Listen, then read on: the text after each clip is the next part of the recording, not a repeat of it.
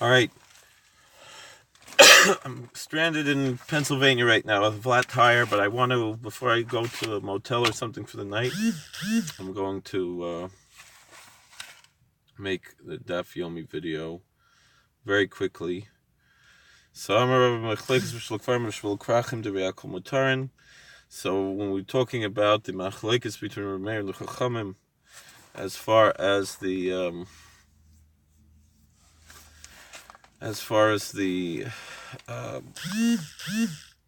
the statues. So Rabbah says this dispute is only about country statues, but city statues are okay. Um,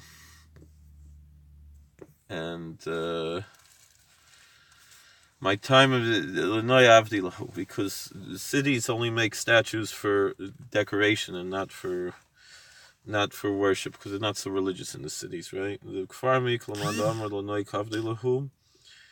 Doesn't anybody say that country statues are ornaments? No. In the country, they always make them to worship. Things really haven't changed that much. That cities are much less religious than the country.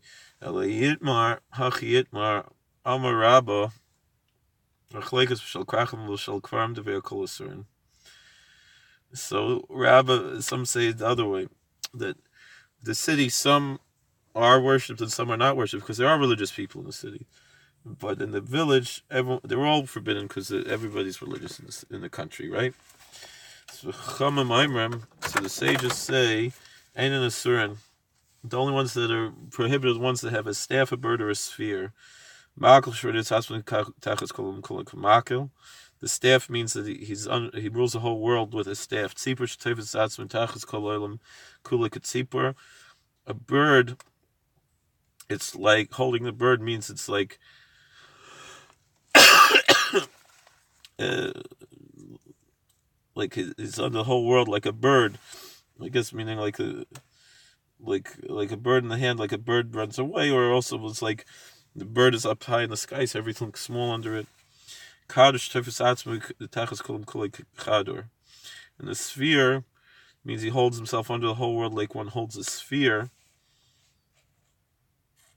It seems to indicate a belief in a spherical world in ancient times as well. So Tano Sifale and Saifa Tarva Tabas. There's a Tana who says that the sword, a crown, and a ring are also prohibited. Saif, the course of Listum Alma, Saif Sevel Sharigus Atzm Tachas Kulam Kule. So a lot of these things are just kind of parodies of idolatry. The sword, you might think he's just a regular bandit, so he's not a worship, where it's, in the end he thinks that the statue kills itself under the dominion of the entire world. Which means to say it destroys the whole world. The Torah, Mikars of Gadol Kulabama, was safe Melech. Originally, why didn't they include these? The crown, you might think, is a wreath maker, but no, they said it's a crown for a king. Some say the Kalev, some say like for a dog, whatever. Tabas, because of Lishtayma, Shayama Balma, Safe Savar, Shechaisim, Satzman, Techas Kulam Kulamisa. And the ring, he just like a regular ring bearer, but then they said no, it's like he's making an imprint, like he's gonna seal the whole world for destruction. Again, all these things are kind of making fun of the idolatry. Mishim Gamliel said that anything in the hand is a problem. Ton of kasim. Even a pebble or a chip of wood. Boy Ravashi Tafis Miyadait Soyamao. What about if it has excrement in the hand? So Mimrin and Kulam Zil Bapi Kitsoya. Dilma who Mao the Zil Bapi Kulam Kitsoya. Teku. So if it's holding excrements, everyone should think that the idol is disgusting, like excrement is execrable, or that the idol hates everybody else, like excrement, and so, or that the idol itself, if everyone is contemptible idol, like excrement is forbidden, because like we're all garbage compared to the idol. Or if the idol is like excrement to everyone else, then it's not an idol. Then it's a plain statue and it's disgusting. Take it. We don't know. So meaning, it's better to be strict. So you have a Mishnah. Moitze shivrei tzlamim, ve'el matarim. Mishnah says broken pieces of statues you can have benefit from. What's the tabnus yad tabnus regel harielim certain nation kirtzman and efod. But if it's a whole figure of a hand or a foot, so then it's prohibited because some people worship just a hand or a foot. Even the fragments of an idol that used to be worshipped, meaning not just a regular statue, but an actual idol, because it was already deemed no longer an idol because it was broken. So why does the Mishnah say it's lamim and not say statues instead of idols? What didn't the feel Shivreakum no could have shivered slamim, Mishim the Quorum listen of Safer, so they taverns the attack and go Harry, so much clears but never. So the answer is that yes, even broken idols you can have benefit from. And the only reason the Mishnah says a statue is because for the last ruling that if you find a hand or a foot, those are prohibited because they're worshipped. So we said that the hand or foot are prohibited because they are worshipped. So why are they worshipped? They're just broken pieces. So let's try to get through this quick.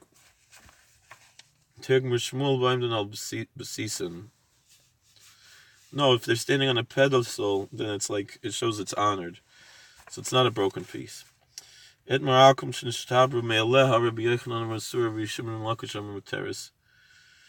an idol broke by itself without anyone breaking it? Rabbi Yochanan says you can't benefit. Rish Lakish says yes. Rabbi Yochanan was sort of halabatla. Rabbi Yochanan says you can't benefit because it wasn't the idolater didn't nullify it. An idolater can nullify an idol. Rabbi Shimon Lakish Amateris Mistama Betulim Vatala. So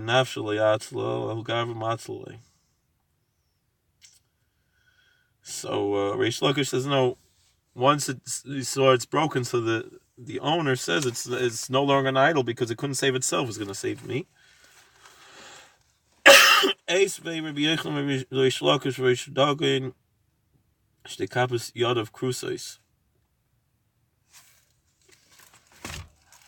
So in 1 Samuel, the Philistines had an idol Dagon that kept falling, Dagon. So the priests wouldn't walk where it fell. So it shows that the broken idol that breaks on its own is still revered. So Marla Mishamraya Hashav Nichan as a Dagon, Vivdance a Miftan. The Amir Hachi Shavki Ikri the Dagon, Vasavasiv Lael Miftan. So they said, no, that doesn't mean that they worship the broken pieces. It means that they worship the ground that broke the pieces, because they said whatever was spiritual aspect that was behind the statue left the statue and now is on the floor. So So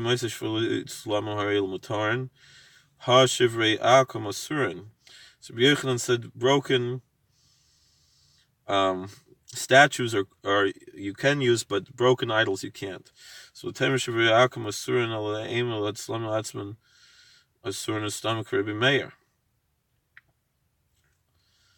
no, we don't say that it means that the broken idols are prohibited, because then the why would we say that the unbroken statues that are not idols are prohibited? An anonymous Mishnahs like Reb Meir, so who says that they are prohibited. So it's a little confusing. Rabbi Yochanan with the Rabbi Meir, Nishmalu Rabbanan, Lav Amar Rabbi Meir, Tzlaman Usurim Shivri, Tzlaman Matarim Rabbanan La'akum Nami, Hi Asura Shvara Matarim. Let's try to just get through this quickly. Rabbi Yochanan it was arguing against Rish Lakish. He says that Rameir holds like the rabbis that if it accidentally broke it is kosher, so it's not Rameir, because he holds that all statues are you can't use, and the broken statues you can use. According to the rabbis, even with a broken idol, if it's all together, it's prohibited. But if it's broken, you can use what's left of it for some other use. So can you really make a comparison? When so he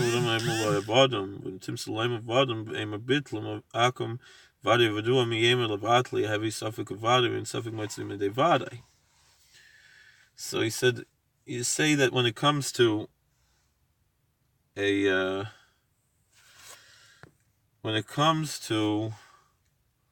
statues, we don't know whether or not they were worshipped. But idols, they're made for worship. But the idols, you could say, they were nullified. So even if they worshipped the statue, they could nullify the statue. The idol, how do you know that they nullified it? You can't, when you have an uncertain case, you can't say it's certain. It's a doubtful case. In Suffolk Mitzvah, is that really true that an uncertainty doesn't go out of a certainty? If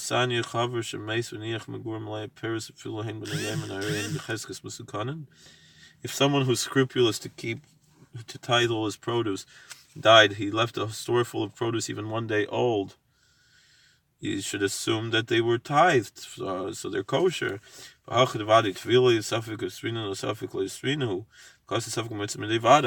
we know that before they were tithed, they were untithed, which is not kosher. And you don't know whether or not he tithed them, so how can you say that he tithed them? So Hasam Vadi Avadehu. So there we know it's really so. The Vadi is Srinun Kudrebi Chanina Chizua. No, we know there's two certainties, because we can assume that the scrupulous person tithes the produce, like Chanina the seer said, or from the Beichazai. Because Rebbeinu Chazah said that there's a chazaka on a chaver, on a person who's scrupulous, that he never leaves anything not kosher leave his hand. But if you're not sure, there's two doubts. Because